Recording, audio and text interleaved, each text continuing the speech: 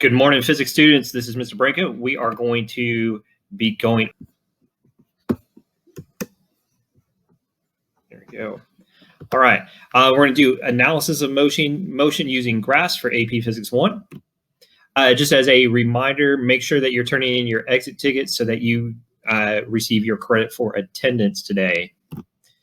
Learning target and guiding question. I can determine the motion of an object by using the slope of a position versus time graph and the slope and area of a velocity versus time graph. And then the guiding question, how can I determine the motion of an object?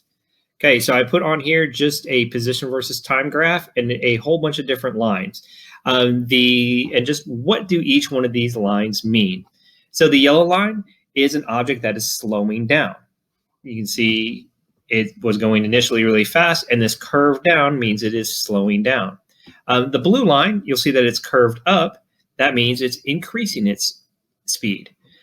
The green line, because that slope is constant, it has a relatively fast speed because it has a high slope, and it is not changing, so it's got a constant slope. This red line has three different things going on. The initial part has a steady speed because the slope is constant. This second part, you'll notice, has zero slope. And on a position versus time graph, that means they're stationary. It means they're in the same exact spot. And then this third part of the red graph is they are now traveling backwards, and they're returning back to where they originally started from. Okay, for a velocity versus time graph, the slope equals the acceleration, and the area under the curve equals displacement. That is a really good summary of what a velocity versus time graph will tell you. All right, basics on a graph, some things to really remember. Basics, things that you need to know. Slope is always rise over run. And then we're going to use this for a distance versus time graph. So the slope for a distance versus time graph would be x, which is displacement, divided by time, which would give us velocity. So let's talk about what the role of slope in this one is. Who gets to play the role of slope on this type of graph? For a displacement versus time graph, it's velocity. What's going on the y-axis is going to be displacement. And then what's going on the x-axis, that's time. Now here's something I want you to do. I want you to take your hands and hold them like you would that you're doing a graph. So you have your y-axis here and your x-axis. So here's what I want you to picture. On your x-axis, you have, or your y-axis, excuse me, is distance, and then on your x is time. So time on your x, distance on your y. Then we're going to compress them down, and we're really just making a fraction. So on top we have displacement, on bottom we have time. And what that gives us is displacement divided by time gives us velocity, and that's going to give us the slope. So for a displacement versus time graph, we're going to kind of work through different sections on this and just work through it and make sure we have a real good understanding. So what is the velocity of the object from 0 seconds to 3 seconds? So pause the video. Well, you don't need to because I've already got it on there. So what we're going to take a look at is, where did it start? 0. Where did it finish at 3 seconds? Well, it finished up at 30 meters. So we did 30. And then we're going to look at, well, how long did that take to happen? From 0 seconds to 3 seconds would give us 3 seconds. So that's going to give us time down on the bottom. And then doing 30 divided by 3 would give us 10 meters per second. So what we did is we used this graph to solve for the velocity of an object by using the slope. So velocity on this graph is the slope. All right, so another part of this graph. So we're going to go from 7 seconds to 8 seconds. So a one-time interval. So what we're going to look at is at 7 seconds, it's at 90. And then at 8 seconds, it's also at 90. So it is just at one spot the entire time. So 90 minus 90 is going to give you 0. And 8 minus 7, which is 1 second, is going to give you 0. So what happens in this flat portion? Well, he's just standing still. So he doesn't have any velocity. He's not moving. So no velocity, nothing on that part. All right. We're going to look at another example, just kind of work through it. And this is going to be a conceptual graph. So we just want to understand what is happening. So I want you to pause your video here and try your best to answer those 4 questions and just ask yourself, what is happening in those 4 different areas? So pause the video, and then we'll come back and talk about it.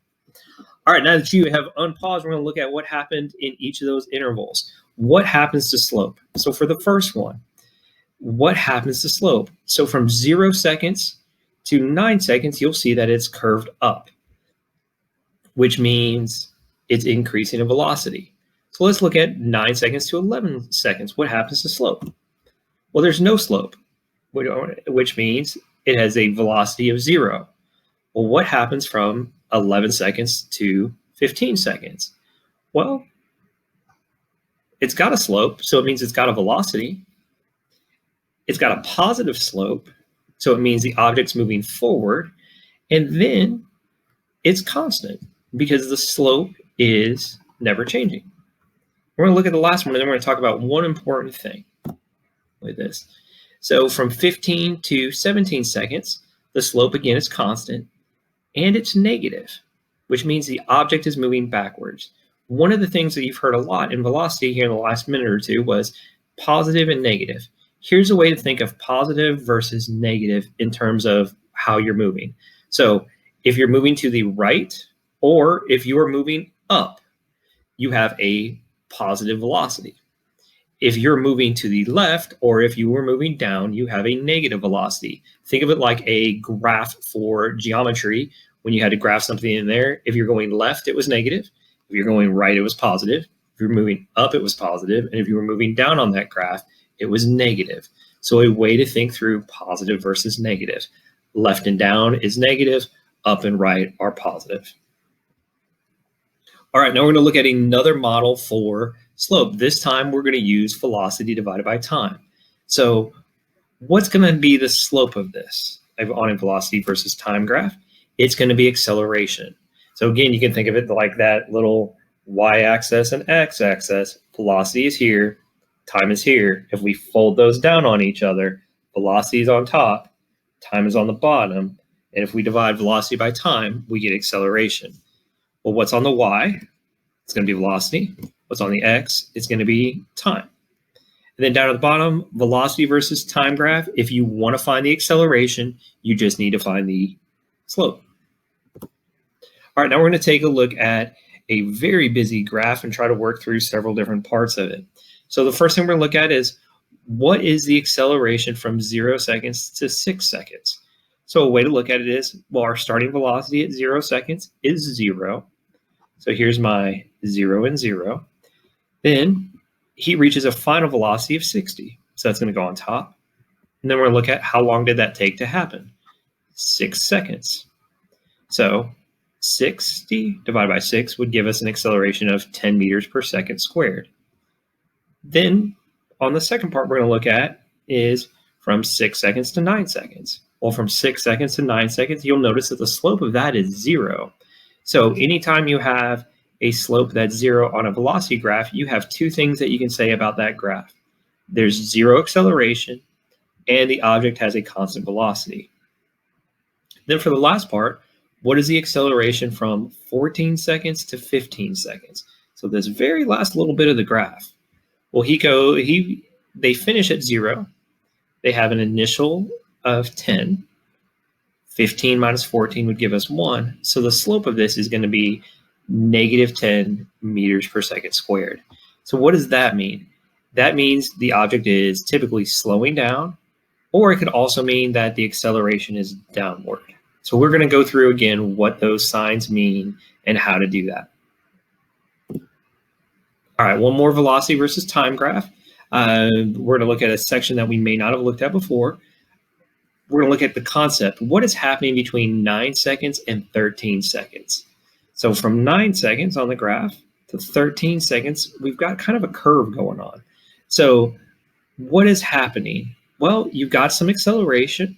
It's in a negative direction, which means you are slowing down. So you went from a negative 60 and you are slowing down for that portion of time. And you're slowing down all the way to about negative We are going to carry on with graphing motion, and we're going to look at the area of our graphs and just working through area and helping us to determine what it means for us.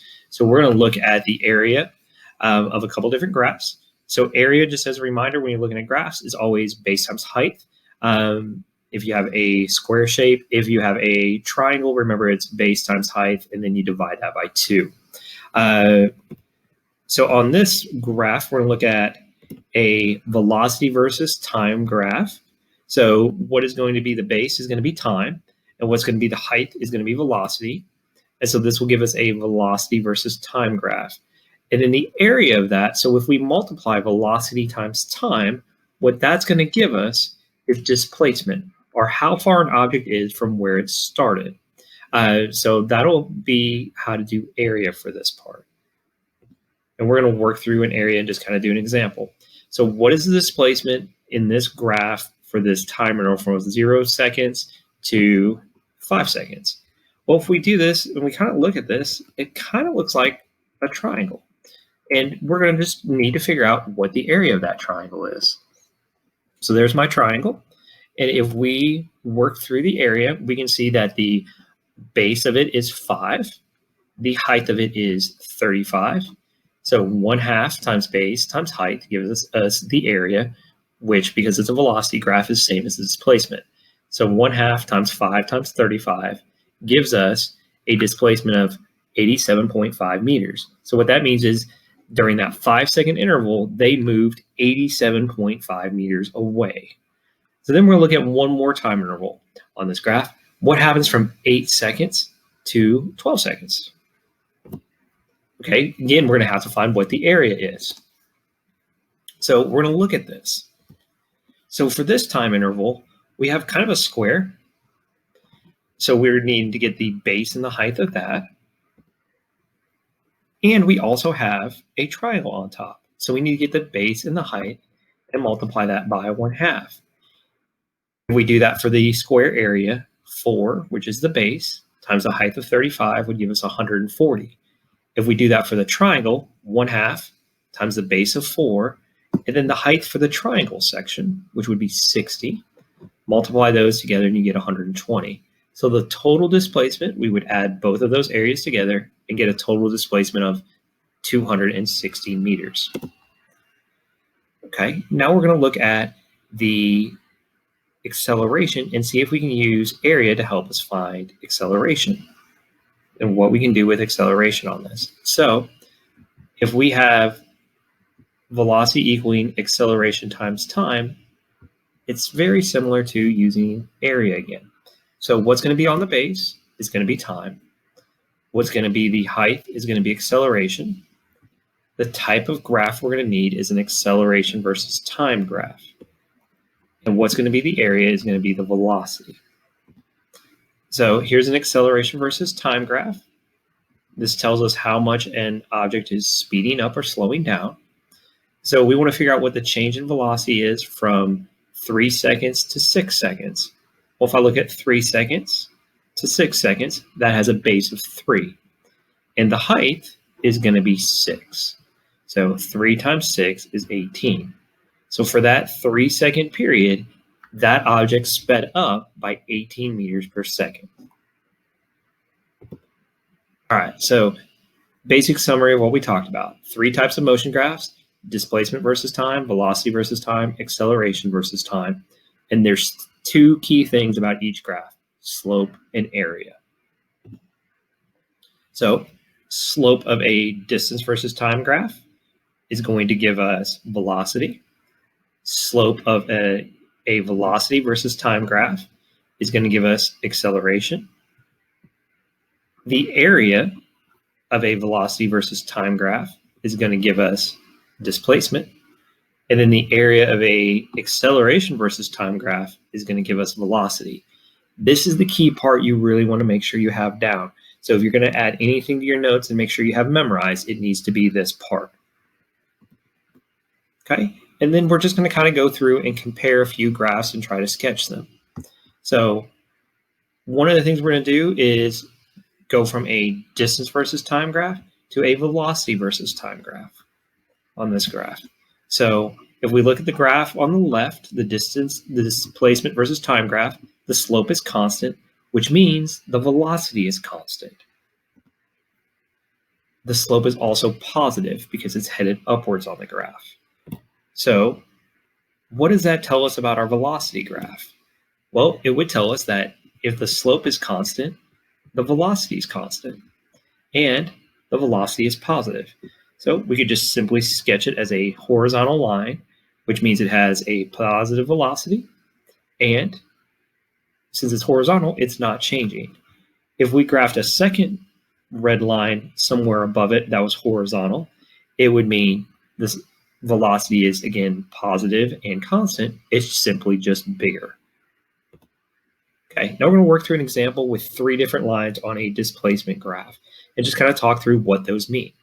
So the first line, this one here, we'll work through that one first. So slope is constant and the slope is negative. Now we're going to look at the second line. Well, there is no slope because it's 0, because it's a flat horizontal line. And then on the third one, just this one here on the right, the slope is positive and it's also constant. So we're going to try to do, what I want you to do is pause here and see if you could sketch what you think this velocity versus time graph should look like. So just pause and try that out. All right, now that you're back and you've unpaused it, we're going to work through this one. So I'm going to take those 3 things that we talked about before you paused and try to graph it. So my first line, a constant slope, that's negative. So you'll see here's 0, and for it to be negative, it has to be below there. And there's my horizontal line representing that it's flat and that it's constant. So my second line, it is 0. So here's my second line. It's 0. And this dotted little line is just connecting them together. And then the third line should look positive, and it's going to be completely horizontal because it is constant. All right, our last part is we're going to try to do a little bit of graph matching. So we have 3 graphs, 3 different acceleration graphs here on the right, and a velocity graph. So kind of pause the video and see which one do you think best matches it. But before you do that, what you want to probably think about is what's happening with velocity here. What's increasing? It's getting faster, and it's getting faster, and it's getting faster. Something to think about with that graph. So what is the slope doing? Slope's increasing, which means it's getting faster. So what does that mean for acceleration? It means it's going to have an increase in acceleration. Okay, one thing to remember, make sure that you turn in your exit ticket so that you get your credit for attendance for today. And we will see you guys next time.